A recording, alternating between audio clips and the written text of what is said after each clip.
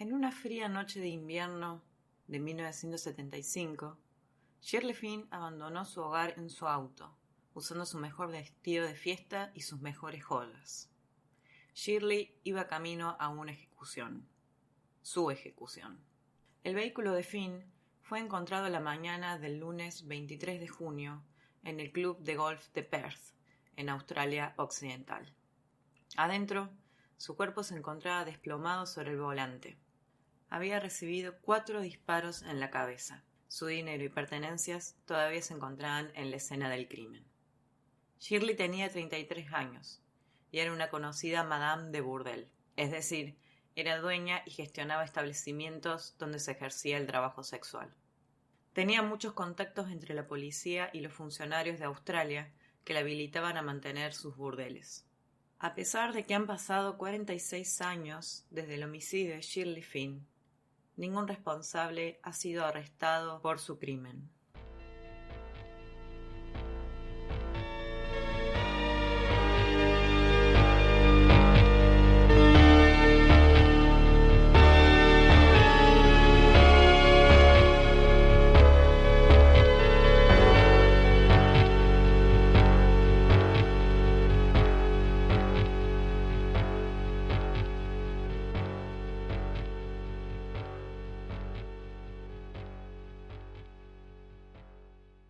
Shirley Finn nació el 4 de noviembre de 1941 en Fremantle, Australia Occidental.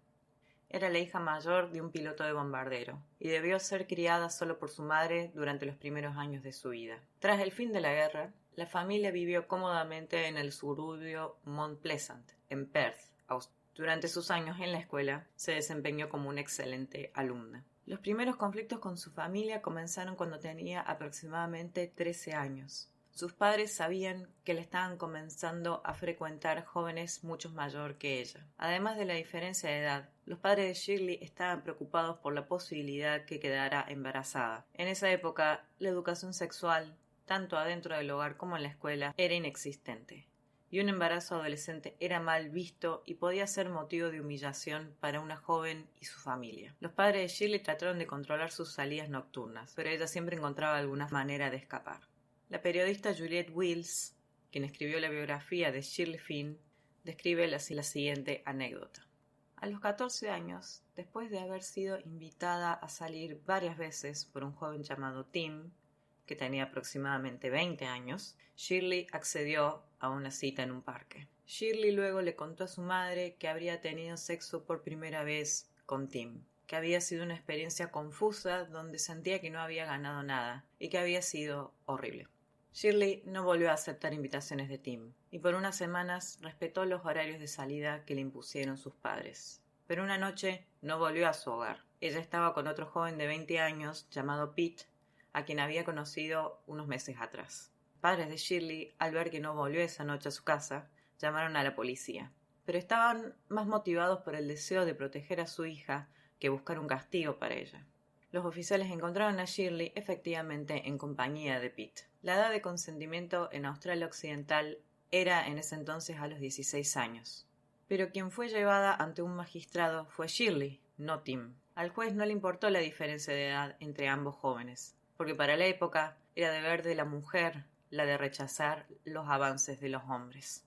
Así fue que el magistrado ordenó a Shirley pasar 8 meses en un hogar de asistencia social de la Iglesia Católica, decisión que no era compartida por su familia, que solo quería que volviera.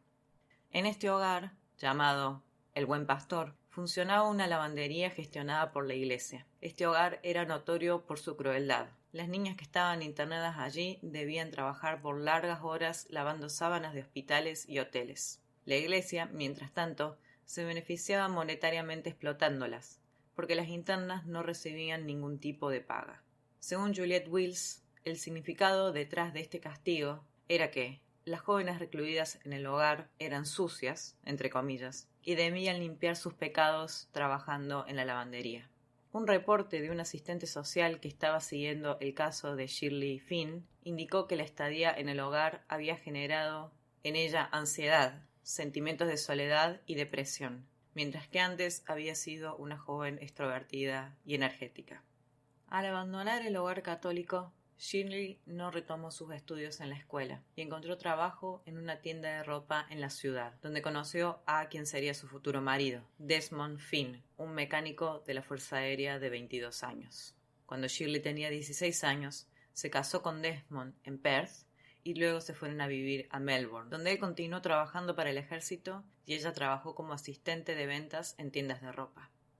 Shirley tuvo su primer hijo, Stephen, a los 16 años. Al año siguiente nació Shane. Después se trasladaron de nuevo a Perth, donde nació su hija Bridget en 1961. Es decir, que a los 18 años Shirley ya tenía 3 hijos. Desmond, el marido de Shirley, siempre demostró tener un carácter agresivo, pero es cuando él sufrió una grave lesión trabajando para la Fuerza Aérea que comenzó a sufrir además depresión. Shirley tenía 21 años cuando comenzó a ejercer el trabajo sexual como medio para mantener a sus 3 hijos y para independizarse de su vínculo con Desmond. Las principales actividades que Shirley realizó en ese entonces eran body painting y striptease. Durante esas décadas hubo un boom en la minería en Australia Occidental, lo cual implicaba un flujo constante de clientes para el trabajo sexual. El negocio prosperó por un tiempo. En 1969, Finn dirigía un negocio de pintura corporal y escort que fue allanado por la policía y fue acusada y condenada por mantener un lugar con fines de prostitución. Como consecuencia, tanto ella como su familia fueron condenadas al ostracismo y sus hijos tuvieron que abandonar la escuela primaria católica a la cual asistían. Y esto sucedió así porque legal y formalmente, digamos, el trabajo sexual estaba prohibido en la mayoría de los estados de Australia, pero habían excepciones. Shirley Finn, un tiempo después de haber sido arrestada, se asoció con Dorothea Flatman, una mujer que era dueña de burdeles en Sydney, pero que se había mudado a Perth en 1968. Dorothea estableció una serie de burdeles funcionando en la política de contención de la policía australiana. ¿Qué era la política de contención de la policía australiana? Esto se refería a que el trabajo sexual y gestionar locales donde se ejercía el trabajo sexual era ilegal, a menos que el dueño o dueña del burdel o el trabajador sexual estuviera registrado, entre comillas, y aprobado por algún funcionario de la policía. Pero poder estar habilitado por la policía para trabajar en ese negocio quería decir que el dueño del burdel debía pagarle a algún funcionario. En este caso, Shirley conoció por parte de Dorothea Flatman al jefe de la brigada antivicio, Bernie Johnson, y es a él al que ella le pagaba semanalmente para poder mantener su negocio abierto. Es así que, con el aval de la policía, el negocio de Shirley prosperó durante varios años, llegando a comprar una lujosa casa en el sur de Perth. Allí Shirley vivía con Rosalind Black, su novia, y su hija menor, Bridget. Era muy habitual que Shirley realizara grandes fiestas en su hogar. En una ocasión se dice que incluso el músico Elton John participó de una de ellas.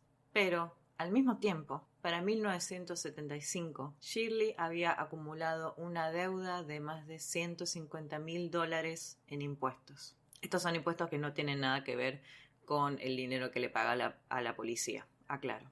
Shirley se habría reunido con su contador y él le habría indicado que para poder pagar esa suma completa que debía, ella debería poner en venta su bien más preciado, que era su hogar, su mansión.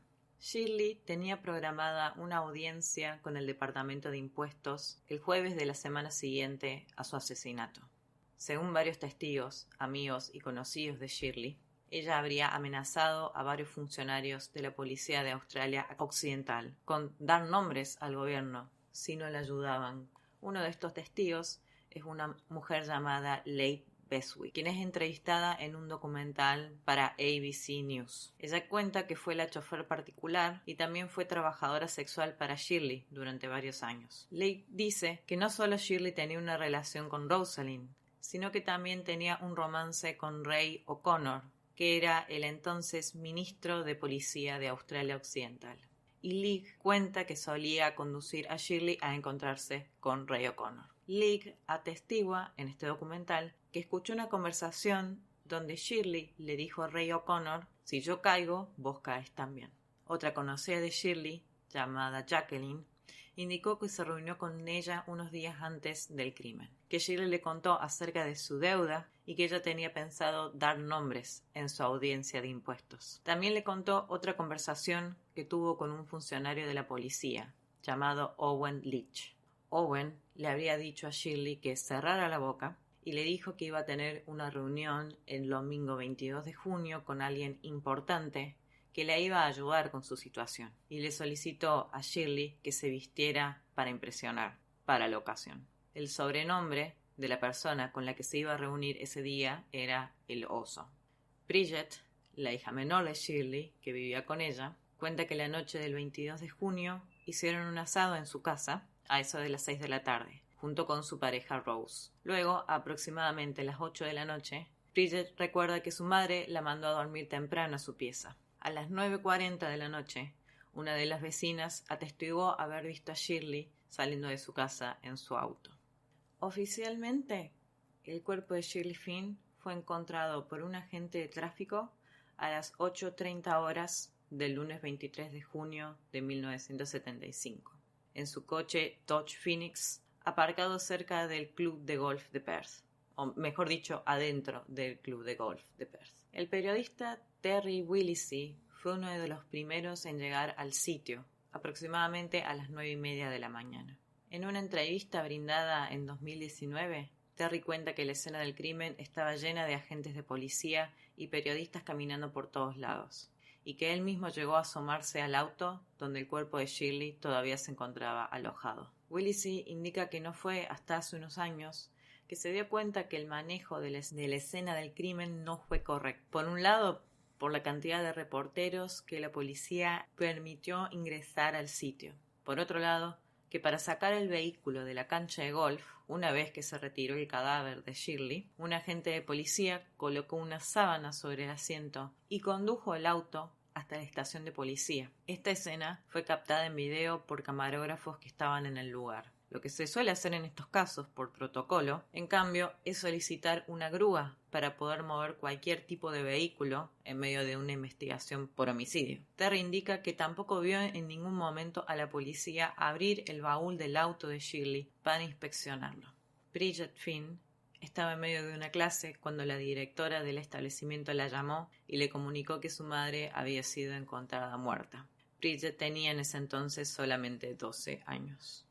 Jacqueline, la conocida de Shirley, que ya mencionamos antes, indicó en la entrevista a ABC News que pensó presentarse a la policía a contar lo que sabía de la muerte de Shirley, pero que sabía que había tantos funcionarios públicos y agentes de la fuerza de seguridad involucrados que sentía que no podía confiar en nadie. Ella temía por su seguridad y la de su familia. En ese entonces ella tenía una pareja y 3 hijas. En menos de un año, la policía entregó el informe de la investigación al juez de primera instancia, declarando que no había forma de saber quién o quiénes habían cometido el crimen, dejando el caso sin resolver. El silencio sobre el asesinato de Shirley Finn se prolongó por varios años. No fue hasta principios de los 2000 que volvió a la agenda pública, de la parte de Juliette Wills, la periodista que ya mencionamos antes. Wills, en cierto punto de su carrera, se encontró con el caso de Shirley y quedó hasta tal punto intrigada que decidió realizar su propia investigación. Para 2005 había recabado una gran cantidad de material. Se contactó con gente que había hablado con la policía en el momento del crimen e incluso testimonios nuevos que no habían salido a la luz con anterioridad. Juliette se encontró con un testigo que había visto el auto de Shirley la mañana del 23, a aproximadamente las 6 de la mañana, llamado John Mearns. John dice haber visto, mientras conducía al lado de la cancha de golf, a 2 autos estacionados por fuera de la cancha, y luego dice haber visto el Dodge blanco de Shirley y a otro auto verde al lado suyo.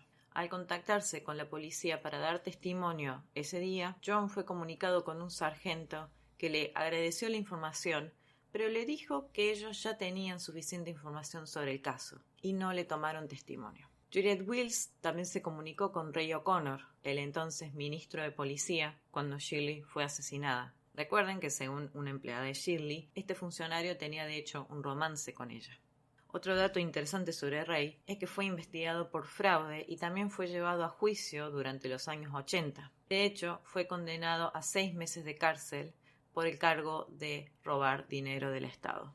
En la grabación de la entrevista que Willis hizo con O'Connor, él niega completamente siquiera haber conocido a Shirley Finn. Un ex agente de la policía llamado Colin Robb, que se contactó con Juliette Willis, le contó haber formado parte del equipo que fue a la casa de Shirley después de su asesinato, durante la investigación. Colin dice haber encontrado un álbum de fotos en la casa, donde él pudo reconocer a varios funcionarios de la policía, en lo que parecía ser una fiesta o reunión en la pileta en el hogar de Shirley. Y entre esos funcionarios se encontraba, por supuesto, Ray O'Connor. Este álbum de fotos fue confiscado por la policía. Sin embargo, hasta el día de hoy no se ha podido encontrar dónde fue guardado. Es decir, hay por lo menos más de un testimonio que indica que Shirley Finn efectivamente conocía a Ray O'Connor. Juliette Willis también entrevistó al ex jefe de la brigada antivicio, Bernie Johnson. Recordemos que era con él que Shirley Finn se reunía para entregarle el dinero para la habilitación de sus burdeles. Willis en esta entrevista le pregunta a Johnson, cuando él llegó a la escena del crimen y vio el cuerpo de Shirley desplomado en su auto, ¿qué fue lo que cruzó por su cabeza? Y Bernie Johnson le responde, cito, no lo mismo que pasó por la cabeza de ella.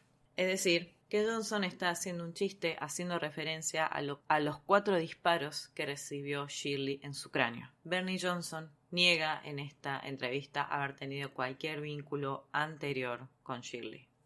Otro testimonio que solamente salió a la luz cuando Wills comenzó a hacer su investigación es el testimonio de Rosalind Black, la entonces novia de Shirley, que también vivía con ella. En su relato dice que días antes del asesinato de su pareja, ella presenció una reunión entre Shirley y el jefe de la brigada antivicios, Bernie Johnson. Rosalind indica que ayudó a Shirley a guardar determinada cantidad de dinero en un cajón y recuerda que Shirley se refería a Bernie Johnson como el oso. Rosalind sabía que iba a tener otra reunión con los funcionarios de la policía, la reunión de la cancha de golf, por lo cual le preguntó, o mejor dicho, le sugirió a Shirley que ella podía acompañarla a la reunión escondiéndose en el baúl del auto para poder estar con ella y ayudarla o protegerla en el caso de que lo necesitara. Pero Shirley se negó y le dijo que no podía hacer eso porque todo el dinero iba a estar escondido en el baúl del auto. Juliette Wills también encontró la manera de reunirse con mujeres que habían trabajado en burdeles en esa época. Linda Watson le contó a Willis que la policía le solicitaba pagar $100 semanales por cada trabajadora sexual que estaba en su establecimiento para poder habilitarlo. Linda Watson también le dijo a Willis que fue amenazada por Bernie Johnson en una ocasión, donde le dijo que si no lo ayudaba a ensuciar a otro policía de la fuerza, ella iba a perder sus negocios e iba a terminar como Shirley Finn.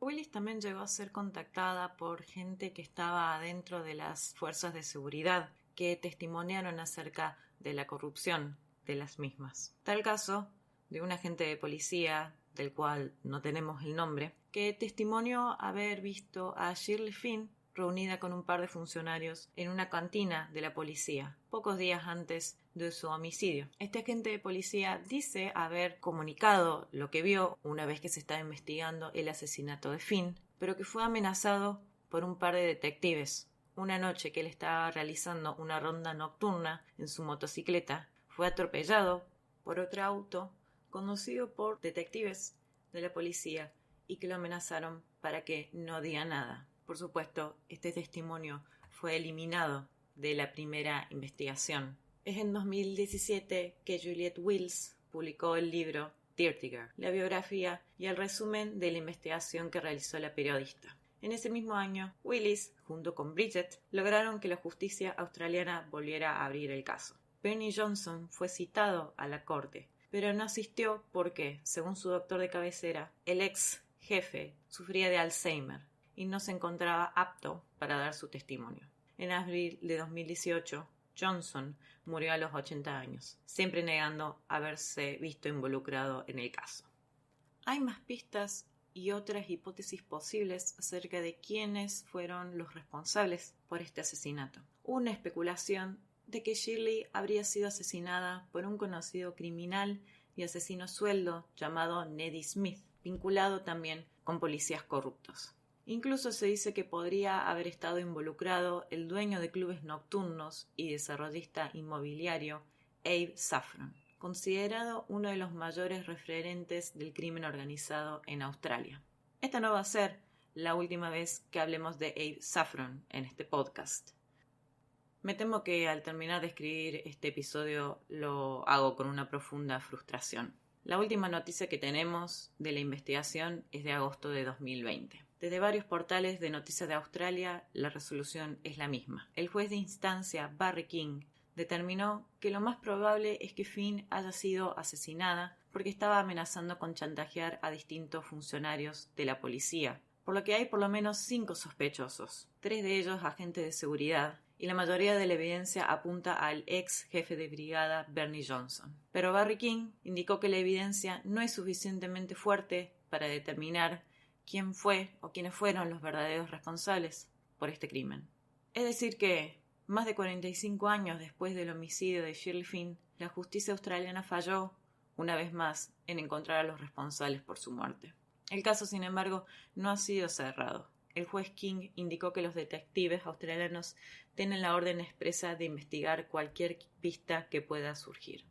Bridget Finn, en una reciente entrevista, dice sentirse decepcionada. Dice que a su familia se le ha sido negada la justicia y que ahora ella va a tratar de retomar su vida, asumiendo que quizás nunca se sepa la verdad, pero sabiendo que por lo menos hizo lo mejor que pudo por resolver el crimen de su madre.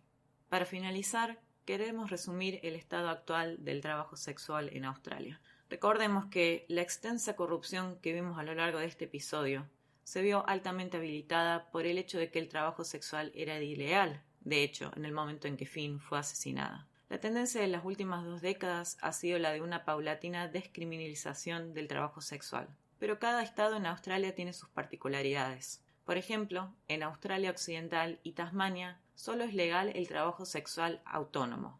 Tener un burdel está prohibido. Mientras que en el estado de Nueva Gales del Sur, tanto la prostitución autónoma como manejar un establecimiento de trabajadoras sexuales, es decir, un burdel, es legal. Pero en todos los casos, tanto trabajadores sexuales como dueños o dueñas de burdeles deben estar registrados en el estado como tales y está expresamente prohibido inducir a una persona a la prostitución. Creemos que esta es la medida que el Estado australiano está tomando para tratar de disuadir o evitar el tráfico humano con fines sexuales.